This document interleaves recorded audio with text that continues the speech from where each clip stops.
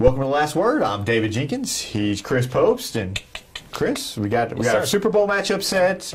We got some Super Bowl basketball stuff going on, but maybe I don't think around here they're deflating basketballs. Just a few teams might think about that.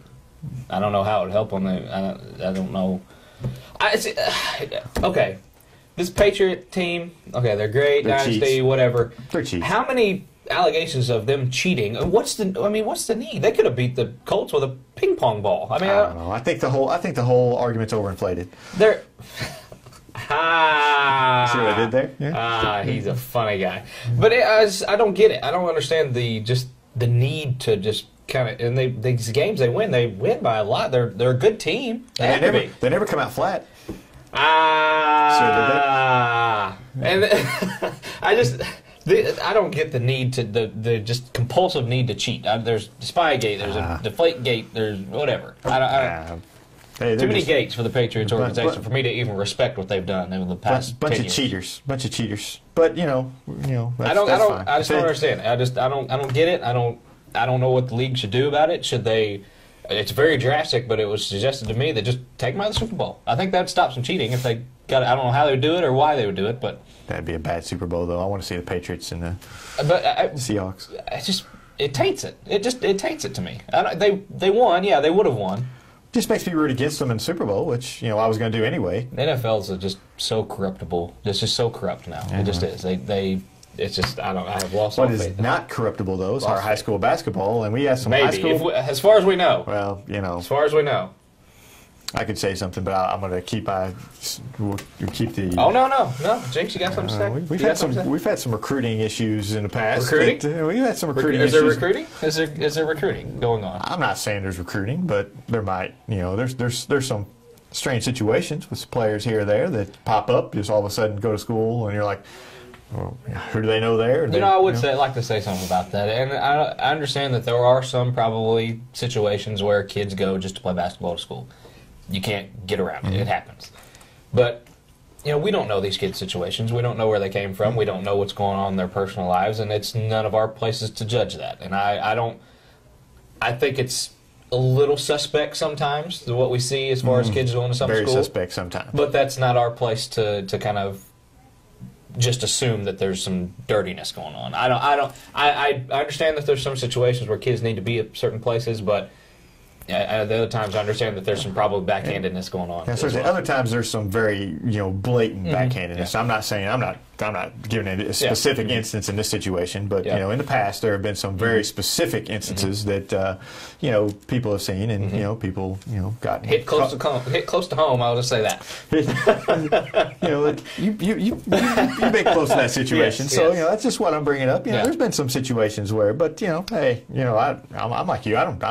I don't know their situation. I don't know, but and like I said, there's not a specific situation I'm addressing here. Just the overall general Southeast Missouri attitude. Just coming into the season, we've saw new players go to new places, and it happens every year. Every year it happens, and that's not a big thing. Parents, people move. Yeah. People move all the time, and that's for one reason or another, and people move away. Yeah. I don't know about you or not, but if I was a kid that was just wanting to go to a basketball school just so I could play basketball, why not pick one of the bigger schools? Why not pick a bigger school? Why not pick a Jackson or a Sykeston or somebody like that who's known for that and get as much? If that's the reason for it, why not go to say we'll give you the most exposure? I don't know. That's what I would. That's just that's what I would do. But at the same time, maybe they think they could just dominate at a smaller school and get their name out there that way. Possibly. It's just not surrounded by good players. I just think we see that situation, and like I said, I'm not saying it doesn't happen because it does, and I'm not blind to that. But I'm saying if we see that situation, we shouldn't just automatically assume that it's for that reason. Right? Because there are people that move, and there's situations where they move to better their the family moves to better their situation, and but we'll definitely address that issue more next season and the next season because it happens every year. It happens every year, and there's each individual situation is different. Yeah. So some of them are less like some are fishy. Yeah. Well, for now, kids are where they are. I know Chris Stocks right now is at Poplar Bluff, and he lit up Jackson, and Poplar Bluff has pulled off an impressive win in my mind. I knew Poplar Bluff was good. But like we talked last week, and like I've put on my top 5 teams and blogs, I didn't see them beating Jackson the way that they did. I just didn't see that. You know, I read your top 5, and I have to put Poplar Bluff as my number 2. And I think they're actually playing better than New Madrid right now. I just think that, you know, because New Madrid beat them head-to-head and they haven't played since, I think that's, you know, the reason to keep New Madrid ahead of them. But I think Poplar Bluff right now is playing the best basketball in Southeast Missouri. You know, just hammering Jackson the way they did. They're 13-2.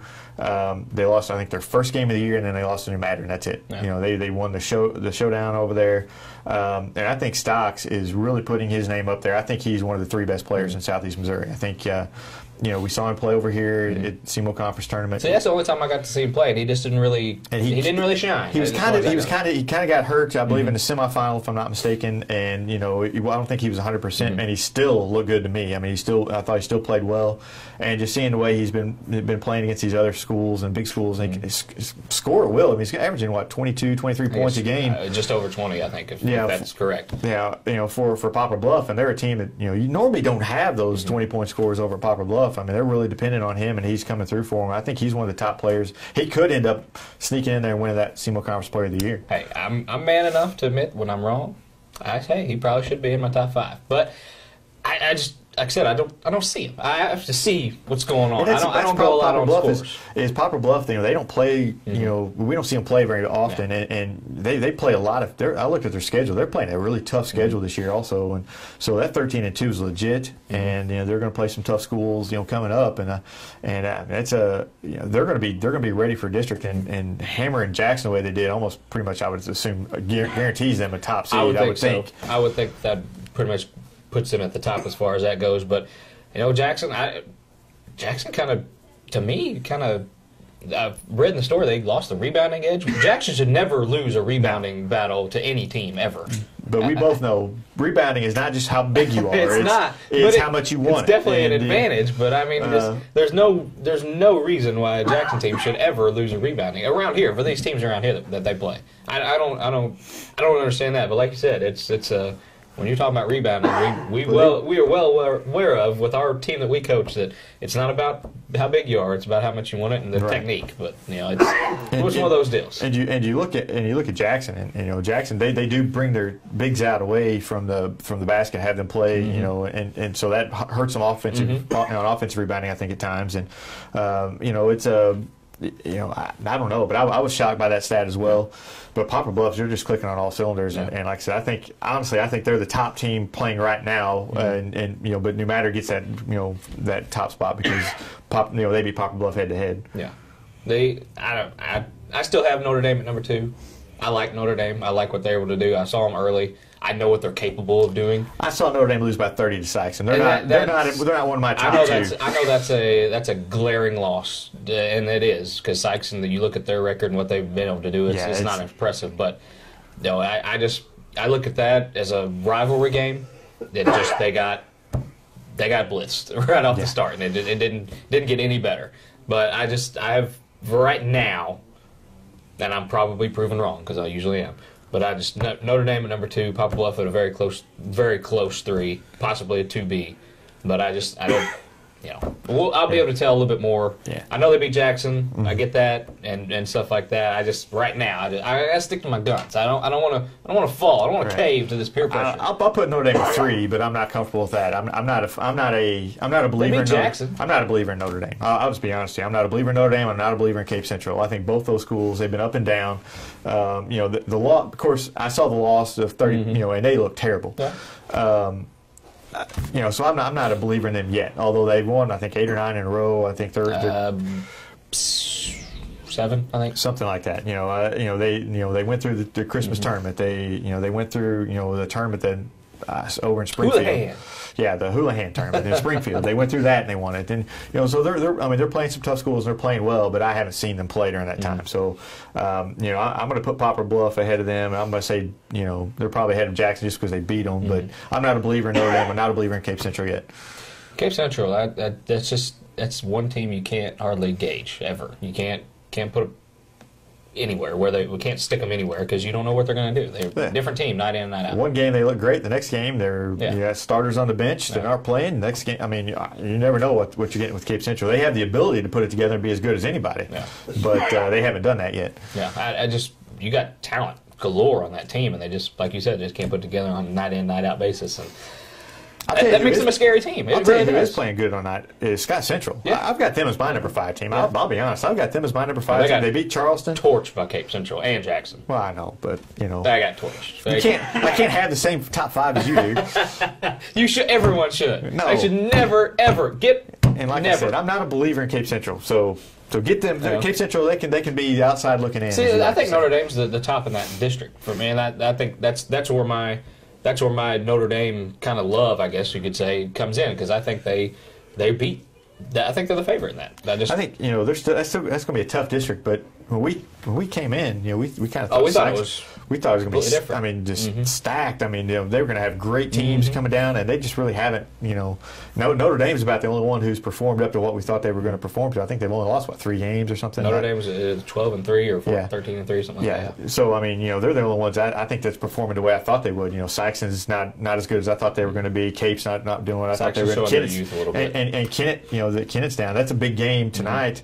Between Sykeston and Kennett, just for district seeding. Yeah. And I mean, you would think if Sykeston beats Cape Central, they could be the top seed, even though that's crazy to think that they'd be the year that they've had up to this point. If Sykeston beats Kennett and Cape Central, I mean, they have to be the top seed, right? Because they beat all the conference. They beat everybody. I'd say just you beat Kennett, you've got a pretty good case against all the other schools as far as being the top seed. Well, Cape Central beat them in the SEMO Conference tournament. That's right. So I mean, you'd have to go and you'd have to beat Cape Central late in the season. But that Sykeston could get that top seed. They could be as low as 4, I think. Yeah. You lose to Kennett, then all of a sudden I think you're looking at a 4 seed. Yeah, and I think at the end it's Notre Dame 1, Cape Central 2, Sykeston 3, but that's just me. Right. I know it's head-to-head. There's a lot to do with it, but as far as just my seeding. We're spending a lot of time on the SEMO Conference, but the Boudreaux Conference, that's another one that's got a big. That's another one that just. Malden beat Hayti Tuesday night. So now there's 3 teams that tied: Malden, Hayti, and Zenith, who are all tied atop the Boudreaux Conference, and they have that tournament here in a few weeks. Next week. That's going to be a great tournament to decide maybe who's the 2 seed going into districts to play in New Madrid. Malden, I'm not a believer in Malden. Their basketball team. They're up and down. They're another team that you just can't gauge. They beat Hayti, but then they lose to Bloomfield. Yeah. They've lost Bloomfield twice. Hayti is a team that I've completely overlooked as far as that goes. They're having a great season. I think they have 3 losses. They're some of the better young talent. Andy Quill Pressberry is one guy who he's a good player. Jumps to mind. I saw them play up at Bloomfield, and they're a very good team. Yeah. They're a very good team. And I haven't seen Zenith yet. I'd like to see Zenith. I know that Dukes, it makes a big difference there to go along with Moore, and that gives them a kind of a 1-2 punch. I want to see them, but I think that championship, that Boudreaux Conference tournament, I think that's going to do a lot to make the number 2 seed in that Class 3 District 1. Dexter, hey, what about Dexter, man? Pulling out some big wins. They got 3 in a row, man. And it's. They won't get 4. They play New Madrid Friday, but you're looking. Stranger things have happened. They went up there before and beat New Madrid team. It's a different New Madrid team, but they went up there. They went up there before and upset this New Madrid team. I think they've done it before, James. I think you can't lose hope. Okay. I'm looking more toward the Stoddard County Conference tournament next week. I think that's a balance. That anybody, the top 6 teams can win that tournament. I think you got Bernie 1, Woodland 2. I think Dexter's 3. And a week ago I was thinking Dexter may be the 7 seed, 6 or 7 seed. Then you've got Advanced Bloomfield and Puxico, and Dexter and Puxico played Tuesday night to just a brawl, even technical fouls, people bloodied jerseys, and Stoddard County, baby. They're 2 teams that don't like each other. They go at it again on Monday, so I think that's going to be an excellent tournament. With anybody can win it. That's going to be a fun. Anybody go to Bloomfield next week. That's going to be some good basketball. I'm going to give Bernie my edge on that one. Just because they've done it before. Bernie owns that Bloomfield court the way Dexter used to. Dexter back in the early 2000s owned that court. Now Bernie owns it. I'm going to say Dexter Bernie in the finals. just because I want to see it again. I want to see if they rip down any more signs. Well, they've got. Oh yeah, that was. Can you say overblown? We can say overblown. We can say underinflated. We can say overinflated. We can say whatever. Yeah, I think that's an issue. There's overblown. I think Bernie's a little testy that Dexter won that game. A little testy. They were. I mean, let's make something out of nothing. But that's your Dexter coming out in here. Yeah, well, whatever. Don't tear down signs, folks. Keep your hands off the property. Stay classy. Stay classy. But so that'll be a fun tournament next week. I think so too. And like you said, any team, and I like that. You go in not knowing who's going to win. The Scott Miss Conference, everybody knows Scott Central's going to win. You notice we didn't bring that up because it's a Scott County Central. I brought it up because it's like that almost every year for the past 30 years. What do we say? It's like 9 in a row the Scott Central's won? Yeah, they've won 9 in a row. I think their last. I can't remember who last won it, but it's been forever. Seems like it's Kelly, I think, that beat them or something. I think last time they lost in the tournament. So so we don't even discuss that one. So we just discussed it. Scott Central rules. Well, whatever. Sorry, we're out of time. Thank goodness. We'll see you guys next week on The Last Word.